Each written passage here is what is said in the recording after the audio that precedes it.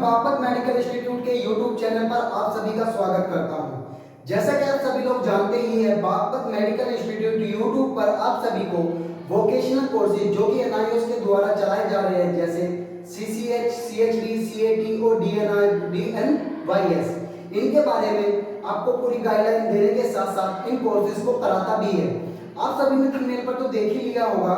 आज जो हम बात करने जा रहे हैं वो है सर्टिफिकेट इन कम्युनिटी हेल्थ यानी कि सीसीएच कोर्स के प्रैक्टिकल फाइल कैसे बनाएं उसके बारे में। तो हम ज्यादा समय व्यर्थ ना करते हुए आइए सीधी वीडियो स्टार्ट करते हैं। जैसे कि आप स्क्रीन पर देख ही रहे होंगे, सीसीएच के तीन सब्जेक्ट होते हैं, 449, 450 और 451। तो आज हम जो बात करने जा रहे हैं पहली वीडियो 449 के बारे में, इसमें हम आपको बताएंगे आपको अपनी प्रैक्टिकल की फाइल कब बनानी है, कैसे बनानी है और कहां पर सबमिट करनी है, कब सबमिट करनी है, सभी सारी डिटेल आपके सभी सवालों के जवाब इस वीडियो के अंदर आपको मिलने वाले हैं। इसके बाद भी अगर किसी का कोई पर्टिकुलर जवाब रह जाता है तो नीचे कमेंट सेक्शन खुला हुआ है, आप जाइए अपना सवाल पूछिए, हम और हमारी पूरी टीम आपके सवालों का जवाब जल्द से जल्द आप तक पहुंचाने की कोशिश करेंगे। तो आइए वीडियो शुरू करते हैं। जैसे कि मैंने आपको बताया, सर्टिफिकेट इन कम्युनिटी हेल्थ इस कोर्स है 449। ये जो प्रैक्टिकल की फाइल है ये आपके जो मई और जून में होने जा रहे हैं एग्जाम के लिए भी है और साथ ही साथ अक्टूबर 2023 में होने जा रहे हैं एग्जाम के लिए भी है। ठीक है, बागपत मेडिकल इंस्टीट्यूट लिखा हुआ है यहाँ पर, जिसका हमारा कॉलेज का कोड है AVIM 71186। आप जाकर वेबसाइट पर एनआईओएस की और नेट पर भी चेक कर सकते हैं। तो आइए चलते हैं अपने क्वेश्चंस की तरफ। अब फाइल को बनाना कैसे है, अभी आपको करना क्या है, समझने से पहले क्वेश्चन को समझते हैं। फाइल बनानी कैसे है, आप दो तरह के पेपर को यूज कर सकते हैं, एक व्हाइट पेपर, एक लाइनिंग वाला पेपर। आपकी इच्छा है, जो आप यूज करना चाहें वो कर सकते हैं। मैं सजेस्ट करूंगा आप एक तरफ लाइनिंग वाला, एक तरफ ब्लैंक पेपर यूज करेंगे तो ज्यादा अच्छा रहेगा, अदरवाइज आप कोई सा भी पेपर यूज कर सकते हैं। अब करना क्या है आपको, आपके पास क्वेश्चन पेपर, प्रैक्टिकल का क्वेश्चन पेपर भी पहुंच चुका होगा। उस प्रैक्टिकल के क्वेश्चन पेपर को अगर आप खोलेंगे, जैसे कि मैं देख पा रहा हूं, हमारे पास जो टोटल पेपर है वो 60 नंबर का पेपर है। ठीक है, इसके हमने 4 खंड अलग अलग बनाए हुए हैं, खंड ख, खंड से और खंड घ। तो खंड घ के अंदर अगर हम चले तो इसमें क्या है, 3 क्वेश्चन हैं दिए हुए हैं आपको। इन 3 में से किन्हीं 2 क्वेश्चन के आंसर आपको अपनी फाइल के अंदर लिखने हैं। फाइल वही क्वेश्चन आता है, बनानी कैसे है, एक प्लास्टिक के पेपर वाली फाइल आती है वो ले लीजिए। पेपर मैंने आपको बताया लाइनिंग वाला, विदाउट लाइनिंग वाला, या एक साइड लाइनिंग एक साइड बिना लाइनिंग वाला भी आप ले सकते हैं। ठीक है, तो क्वेश्चन की तरफ चलते हैं। पहला हमारा क्वेश्चन क्या है, तो पहला हमारा क्वेश्चन है खंड ख का क्वेश्चन नंबर 1, पाचन तंत्र। तो हमें क्या इस पाचन तंत्र के बारे में लिखना है, बताना है पाचन तंत्र क्या होता है। तो जैसे कि आपने देखा भी है, ठीक है, आप इस क्वेश्चन को करना कैसे है, सबसे पहले आपको क्वेश्चन लिखना है पाचन तंत्र, इसके बाद आपको उद्देश्य लिखना है इसका। इस अभ्यास के बाद आप पाचन तंत्र में शामिल विभिन्न अंगों को पहचानने में सक्षम होंगे तथा कार्य प्रणाली को समझ सकेंगे। ठीक है, ये आपको करना कुछ नहीं है, समझना भी है। आपके पास करना क्या है, मतलब प्रैक्टिकल में समझाने के लिए तो बहुत कुछ है, लेकिन आपको करना क्या है अभी फिलहाल, क्योंकि आपके प्रैक्टिकल बहुत नजदीक है, कभी भी डेट शीट आ सकती है, तो आपको सिर्फ एज इट इज कॉपी अपना पेस्ट करना है अपनी प्रैक्टिकल फाइल में, जिससे एग्जामिनर आपकी कॉपी को देखेगा, लिखा हुआ अच्छा मिलेगी, चित्रों के साथ होगा तो आपको अच्छे नंबर भी मिलेंगे। तो इसमें उद्देश्य लिखने के बाद आवश्यक सामग्री लिखनी है। पाचन तंत्र के विभिन्न अंगों का क्ले मॉडल, पाचन अंगों को दर्शाता एक चार्ट। ठीक है, इसके बाद आपको लिखना है पाचन तंत्र डाइजेस्टिव सिस्टम का संक्षिप्त विवरण नीचे दिया गया है। शरीर की कोशिकाएं हमारे द्वारा खाए गए भोजन आहार से पोषक तत्व अवशोषित नहीं कर सकती है। पाचन तंत्र इन पोषक तत्वों को अवशोषित करता है, जिनका प्रयोग कोशिका द्वारा किया जाता है। भोजन के उपभोज्य पदार्थों में परिवर्तन होने की क्रिया को पाचन कहते हैं। पाचन के पश्चात पोषक तत्वों के अंश से रक्त में घुलने को अवशोषण कहते हैं। इस प्रकार पाचन तथा अवशोषण पाचन तंत्र की 2 प्रमुख क्रियाएं हैं। पाचन तंत्र को एक लंबी पेशीय नलिका के रूप में देखा जा सकता है, जो मानव शरीर के मुंह से आरंभ होकर गुदा पर समाप्त होती है, इसे आहार नाल कहते हैं और इसके कई भाग होते हैं। कुछ नहीं करना, जो अगर स्टूडेंट लाइनिंग वाला पेज ले रहे हैं तो नॉर्मल लिखते जाना है दोनों साइड। अगर कोई स्टूडेंट ब्लैंक पेपर ले रहे हैं दोनों साइड से तो वो अपना अपने हिसाब से लिखे। अगर कोई student one side lining one side blank paper ले रहे हैं तो उन्हें लिखना कैसे है मैं थोड़ा बता देता हूँ। जितना आपका लिखा हुआ भाग है वो आप लिखेंगे लाइनिंग वाली में। रही दूसरे ब्लैंक पेपर साइड की बात, आप कोई भी नेट वाले के जाके अपना एक इस तरीके का कोई चार्ट प्रिंट आउट निकलवा सकते हैं और वो अपना चिपका सकते हैं। चाहे तो आप अपना पेंसिल द्वारा चित्र खुद भी बना सकते हैं, क्योंकि जितना अच्छी आप फाइल बनाओगे एग्जामिनर आपको उतने अच्छे ही नंबर प्रोवाइड करेगा। ठीक है, ये क्वेश्चन यहाँ पर समाप्त नहीं होता, आगे भी है इस क्वेश्चन। इससे पहले हम आगे चले, मैं चाहूंगा कि आप इसका स्क्रीनशॉट ले लें, वीडियो को पॉज कर दें ताकि आप यहाँ तक लिख सकें, फिर मैं आपको आगे का दिखा सकूं। तो चलिए चलते हैं नेक्स्ट की ओर। सबसे पहला भाग आता है मुंह तथा श्रव्य ग्रंथियां जैसे अधोजिह्वा और चिंबुकीय कर्णपूर्ण, ये ग्रंथियां दाल बनाती है जो भोजन को विलेय करता है और उसे नीचे की ओर भेजता है। वृष्णि ओरोवृष्णि, भोजन का दृष्टि से नीचे भोजन नाली में प्रवेश करते समय एपिग्राफिक्स श्वास नाली को बंद कर देता है ताकि भोजन उसमें प्रवेश न करे। ग्रसिका भोजन नली, भोजन दृष्टि से होता हुआ ग्रसिका में आता है जो भोजन तरंगे जैसे लहरों जैसे संचलन द्वारा ग्रसिका के रास्ते के नीचे की ओर जाता है। इन लहरों को क्रिस्टोलिसिक कहते हैं। आमाशय नेक्स्ट पार्ट होता है जो यह आहार नाल का बड़ा भाग है जो ग्रसिका से भोजन प्राप्त करता है। आमाशय में पाचक रस द्वारा भोजन को कायम में विखंडित किए जाने तक भोजन आमाशय में ही रहता है। इसके बाद ग्रहणी, मध्यांतर, स्वरांतर, अंतनाल, आरोहीन, कोणान, ये सब इसके भाग होते हैं। नेक्स्ट मैं सभी को पढ़ के नहीं बता पाऊंगा क्योंकि वीडियो ज्यादा लंबी हो जाएगी। आप इसका भी स्क्रीनशॉट ले लीजिएगा।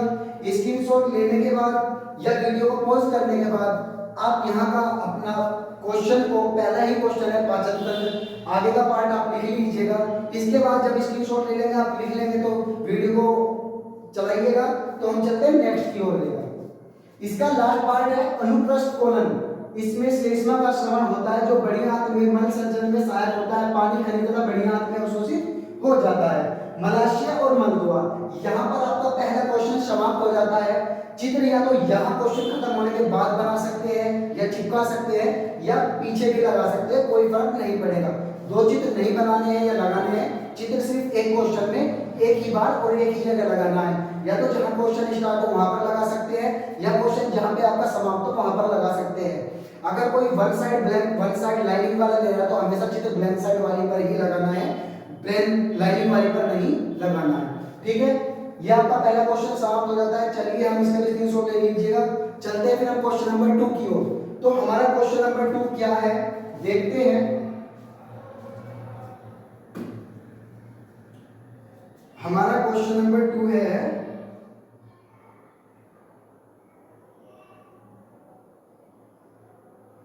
ये हमने क्वेश्चन नंबर खंड का क्वेश्चन नंबर 3 लिया है, तंत्रिका तंत्र। अब तंत्रिका तंत्र भी अपने आप में पूरा सिस्टम होता है, इसको समझना है और लिखना है। उद्देश्य क्या है इसका? इस अभ्यास को करने के पश्चात आप मस्तिष्क की संरचना एवं क्रिया को तंत्रिका तंत्र की कार्य प्रणाली को समझा सकेंगे और समझा सकेंगे दूसरों को। आवश्यक सामग्री क्या चाहिए इसमें? तंत्रिका तंत्र एवं मस्तिष्क का क्ले मॉडल हमको चाहिएगा। तंत्रिका तंत्र क्या होता है, कैसे कार्य करता है, हम लिखेंगे। तंत्रिका तंत्र तंत्रिका कोशिकाओं का संयोजन है जो संयुक्त रूप से उद्दीपन को प्राप्त करते हैं तथा उद्दीपन के प्रति प्रतिक्रिया करते हैं। यह शरीर की सभी क्रियाओं को नियंत्रित करते हैं। इसका निष्पादन मस्तिष्क तथा मेरुरज्जु में उपस्थित तंत्र कोशिकाओं द्वारा किया जाता है। फिर नेक्स्ट पॉइंट लिखेंगे, मस्तिष्क तथा परिधीय तंत्रिका तंत्र के सभी भाग मस्तिष्क को संदेश पहुंचाने के लिए संयुक्त रूप से कार्य करते हैं। प्रत्येक कार्य विशेष तंत्रिका कोशिकाओं द्वारा मस्तिष्क के विशिष्ट क्षेत्र को भेजा जाता है। तंत्रिका तंत्र की मूलभूत इकाई को न्यूरॉन तथा तंत्रिका तंत्र कोशिका कहते हैं। तीसरा पॉइंट है, प्रत्येक विशिष्ट न्यूरॉन एक विशिष्ट मार्ग द्वारा मस्तिष्क के विशिष्ट क्षेत्र को संदेश प्रसारित करता है जिससे संदेश का अर्थ समझा जा सकता है और इसके परिणाम स्वरूप आवश्यक प्रतिक्रिया होती है। उदाहरण के लिए कानों के भीतर ध्वनि तरंगों के सुनने की क्रिया को भी हम इससे समझ सकते हैं। इतना लिखिएगा, स्क्रीनशॉट लीजिएगा या वीडियो को पॉज करिएगा। यहाँ तक क्वेश्चन नंबर 2 लिखिएगा। एक चीज और, क्वेश्चन नंबर 1 और क्वेश्चन नंबर 2 के बीच में आपको गैप क्या रखना है, थोड़ा कैसे रखना है। आपका क्वेश्चन नंबर 1 पेज के मिड में खत्म हो गया, तो आप हमेशा क्वेश्चन नंबर 2 दूसरे नेक्स्ट पेज से स्टार्ट करेंगे, उसी पेज पर कोई दूसरा क्वेश्चन नहीं लिखेगा। ठीक है, इसका आधा पार्ट देख लेते हैं कहाँ पे खत्म होता है। क्वेश्चन नंबर वहां पर खत्म हो जाता है आपका। क्वेश्चन नंबर 3 देख आपका खंड के खत्म हो गया। एक खंड में से आपको 2 ही आंसर करने थे, जो कि हमने पहला और तीसरा कर लिया है। या किसी को अच्छा लगता है क्वेश्चन नंबर 2 जनन तंत्र भी कर सकता है, अपने अकॉर्डिंग भी लिख सकता है। अगर आपको टाइम बचाना है तो जैसे मैंने लिखा है वैसे कर दीजिएगा, आपको इजी नंबर मिले, इजी से अच्छे नंबर मिल जाएंगे। ठीक है, खंड ख देखते हैं, यानी कि खंड बी टाइप बी देखो, पोर्शन बी देखते हैं। इसमें क्या है आपका, हमने पहला ही क्वेश्चन लिया है क्लिनिकल थर्मामीटर का प्रयोग। क्लिनिकल थर्मामीटर का प्रयोग करते क्या है, कैसे करते हैं, क्यों करते हैं, वो इस पार्ट में हम समझेंगे।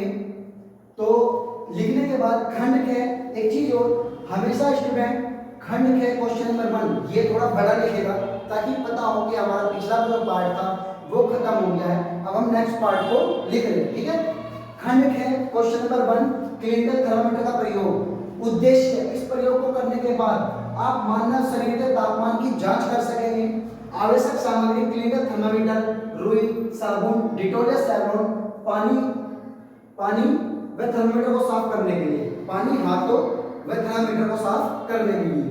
विधि, अपने हाथों को अच्छी तरह से धोए, पहला दूसरा व्यक्ति को इस प्रक्रिया से अवगत कराए।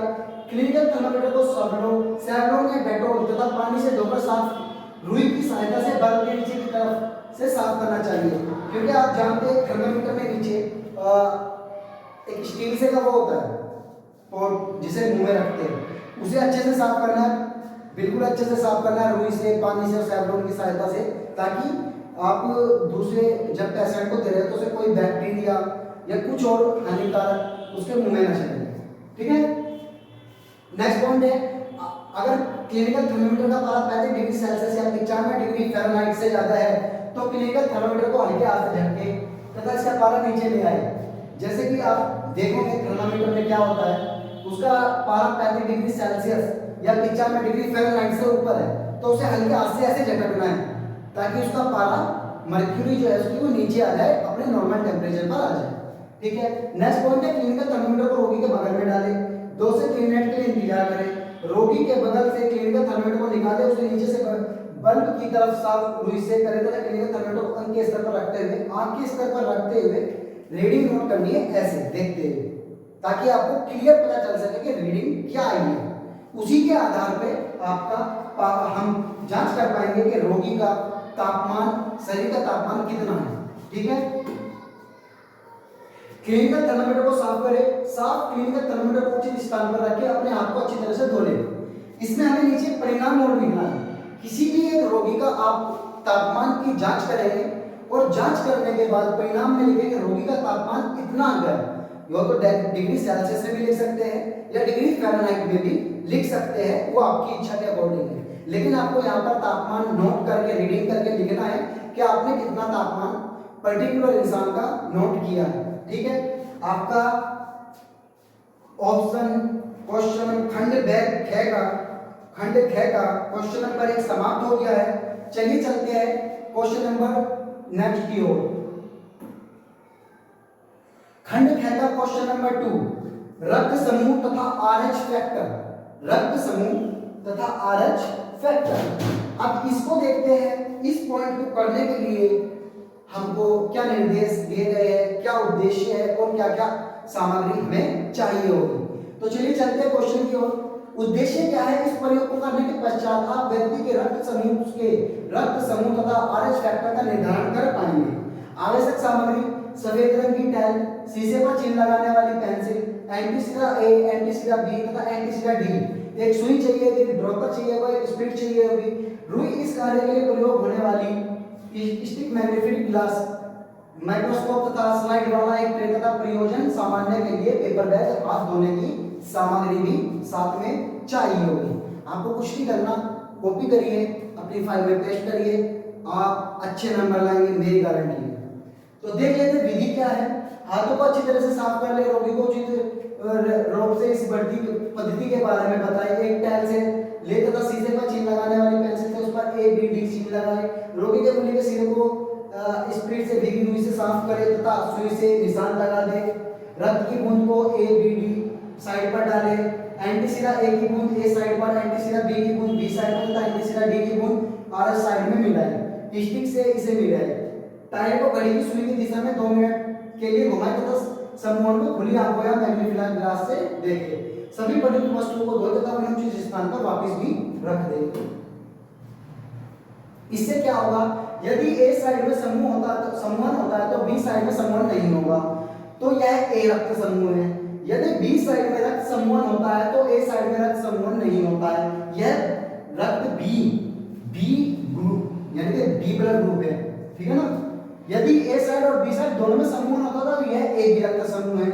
यदि ए साइड बी साइड दोनों में समूहन नहीं होता है तो यह ओ रक्त समूह है।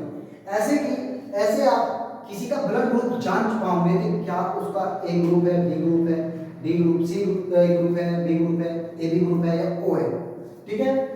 आरएच फैक्टर का पता लगाने के लिए यदि टाइप के डी साइड में समूहन होता है तो यह आरएच पॉजिटिव हो, यदि डी साइड में समूहन नहीं होता है तो यह आरएच नेगेटिव है। परिणाम में आपको क्या करना है, किसी एक व्यक्ति का जांच करनी है। हालांकि आप जांच करेंगे तो सभी आवश्यक सामग्री चाहिएगा, तो किसी का भी ब्लड ग्रुप आप यहाँ पर डाल सकते हैं। सपोज ए डाल सकते हैं, बी डाल सकते हैं, ए बी डाल सकते हैं, ओ पॉजिटिव ओ नेगेटिव कुछ भी, ठीक है।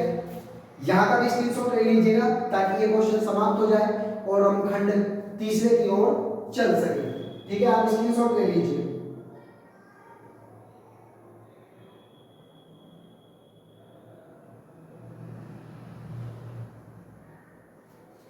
अब हम चलते हैं खंड स की ओर।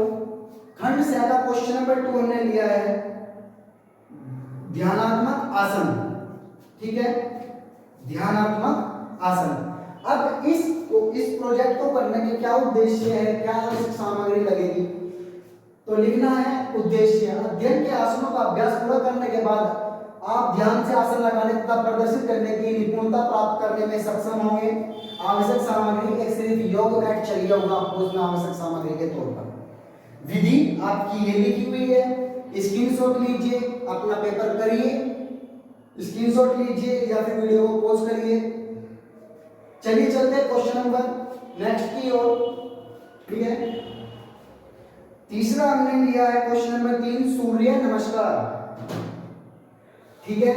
सूर्य नमस्कार, तो खंड से का क्वेश्चन नंबर 3 है सूर्य नमस्कार। इसके उद्देश्य ध्यान के आसनों का अभ्यास पूरा करने के बाद आप सूर्य नमस्कार के आसन लगाने तथा प्रदर्शित करने की निपुणता हासिल कर पाएंगे। इसकी आवश्यक सामग्री भी सिर्फ एक योग मैट है। आपको समझना होगा सूर्य नमस्कार को करने की क्या क्या स्थिति होती है। जो पूरी विधि यहाँ पर बताई गई है, आप वीडियो को पॉज करिए या स्क्रीनशॉट लीजिए और अपनी फाइल में ऐसा का ऐसा लिख दीजिए। चलिए चलते हैं आगे की ओर। अब खंड घ एक लास्ट पार्ट होता है। अभी तक आपने क्या है, फाइल पे काम किया, 449 की आपको फाइल बनानी थी, उस फाइल पे आपने काम किया। आपके तीन खंड के खंड ख खंड से कंप्लीट हो गए हैं। उसमें से आपको 2-2 क्वेश्चन करने थे, यानी कि अभी तक आपके टोटल 6 क्वेश्चन हो चुके हैं। आपकी फाइल कंप्लीट है, इसे उठाकर साइड में रख दीजिए। अब आपको 449 का एक चार्ट बनाना है। उस चार्ट में आपको करना क्या है, चित्र बनाना है।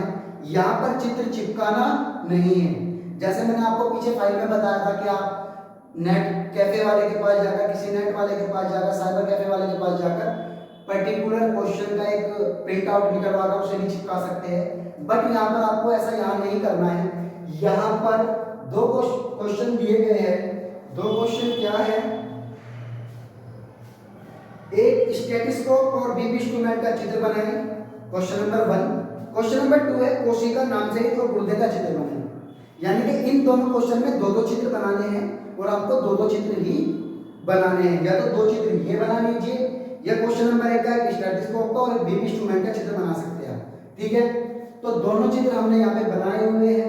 आप दोनों चित्र को ऐसे के ऐसे उतार दीजिएगा। मेन चीज होती है चित्र बनाने में थोड़ा बहुत ऊपर नीचे हो जाएगा, क्योंकि पर्टिकुलर से कोई फिक्स नहीं होती, ऊपर नीचे आप थोड़ा बहुत कर सकते हैं। मेन चीज होती है नाम, इनके पॉइंट्स नाम वो आपको कंपलसरी है लिखने हैं। चार्ट बनाना है। जो भी आप चार्ट बनाएंगे जैसे आपने एक चार्ट खरीदा, चार्ट कैसा होता है, जैसे एक पर्टिकुलर पेज होता है, आपने देखा होगा इतने बड़े पेज आते हैं व्हाइट पेपर के, ब्लू पेपर आता है, ग्रीन आता है, येलो आता है, मर्जी आपकी है, कलर कोई सा भी चूज कर सकते हैं, कोई प्रॉब्लम नहीं है। मेन चीज है आपको चार्ट पे पेंसिल के द्वारा ये चित्र बनाने हैं। और साइड में यहाँ पर कॉर्नर पर आप अपना नाम, अपना एनरोलमेंट नंबर, अपना कोर्स और कौन सा सब्जेक्ट यानी कि सीसीएच कोर्स हो गया, 449 आपका कोड है, बेसिक लाइफ साइंस आपका सब्जेक्ट का नाम है, उस पर आप लिखेंगे ये आपका है। क्योंकि जब आप सबमिट करेंगे उसके बाद जब एग्जामिनर चेक करेगा तो एग्जामिनर को ये पता होना चाहिए कि ये किस स्टूडेंट का चार्ट है, ताकि वो आपको नंबर दे सके। तो आपको अपना नाम, एनरोलमेंट नंबर, कोर्स का नाम, सब्जेक्ट कोड और सब्जेक्ट नेम डालना है चार्ट के इस साइड पर, ठीक है। यहां पर आप करेंगे तो आपका खत्म, यहां पर आपकी फाइल खत्म हो गई, यानी कि आपने 449 सब्जेक्ट को कंप्लीट कर लिया है। आने वाली वीडियो में हम आपको ऐसे ही बताएंगे 450 सब्जेक्ट के बारे में, 451 सब्जेक्ट के बारे में, प्रैक्टिकल की फाइल कैसे बनानी है।